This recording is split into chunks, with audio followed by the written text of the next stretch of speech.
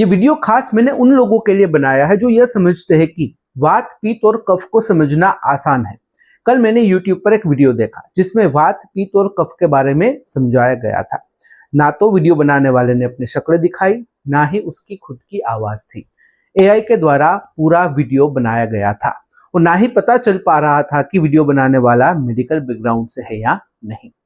उस वीडियो पर करीब 10 लाख से भी ज्यादा व्यूज थे और मोस्ट ऑफ जो कमेंट्स थे उनमें एक तरह की बात का ही जिक्र था कि मुझ में तो यह तीनों प्रकृति है, मैं क्या करूं, कंफ्यूज हो गया हूं। एक भाई की कमेंट ऐसी थी कि मैं पूरी तरह से कंफ्यूज हूं कि मेरी प्रकृति क्या है। इस तरह की काफी कंफ्यूजिंग कमेंट थी। इसलिए मुझे लगा कि आप लोगों को यह बताना जरूरी है कि इस प्रकार से कोई भी आएगा और वात, पित्त और कफ के बारे में बताएगा तो कैसे चलेगा, लोग तो कंफ्यूज हो गए ही। तो आइए मैं आपको सिर्फ इतना बताता हूं, इतना समझाता हूं कि ये जो प्रकृति है उसे समझना इतना आसान नहीं है जितना आप समझते हो। आयुर्वेद में वात, पित्त और कफ को शरीर के 3 मुख्य दोष कहे गए हैं। बहुत से लोग सोचते हैं कि इन्हें समझना आसान है, जैसे वात मतलब गैस, पित्त मतलब गर्मी और कफ मतलब बलगम, लेकिन असल में यह केवल इतने तक सीमित नहीं है। ये तीनों शरीर की पूरी कार्यप्रणाली को कंट्रोल करते हैं।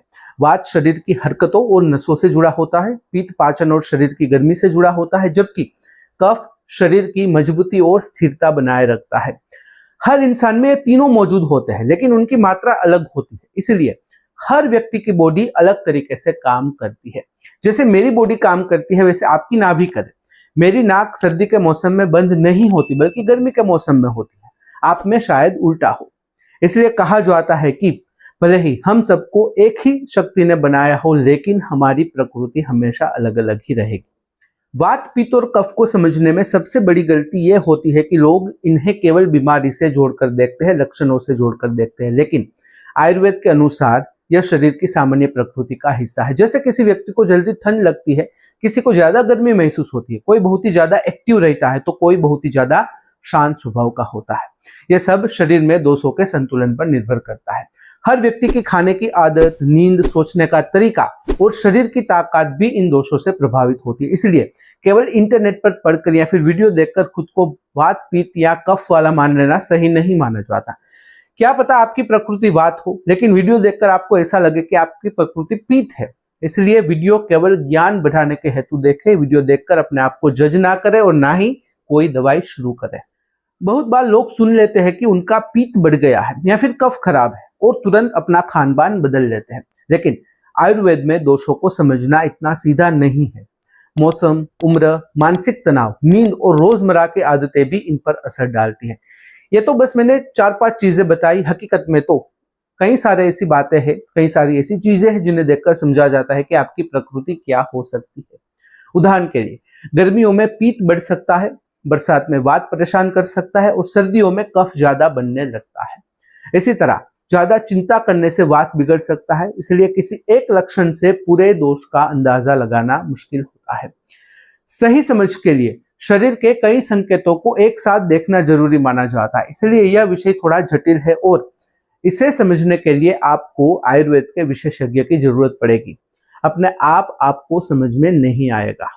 आजकल सोशल मीडिया पर वात, पित्त और कफ को बहुत ही आसान तरीके से समझाया जाता है, जैसे कि केवल जीभ देखकर या फिर शरीर देखकर दोष बता देना, या फिर लोगों को उनमें दिखने वाले लक्षणों के आधार पर जज करके पर्टिकुलर प्रकृति से जोड़ देना, और लोग भी इन सब चीजों का स्वीकार कर रहे हैं, वो भी बिना डॉक्टर को पूछे या फिर सलाह ली।